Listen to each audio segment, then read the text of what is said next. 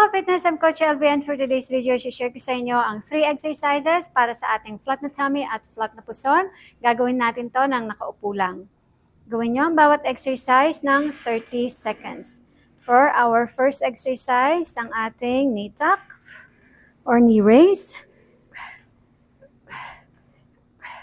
Gawin nyo to ng 30 seconds. Next natin, ang ating knee to elbow. 1, 2, core tight, higupin ng tiyan paloob. And other side. Gawin nyo rin to ng 30 seconds bawat side. And for our next exercise, stretch out your leg and toe reach.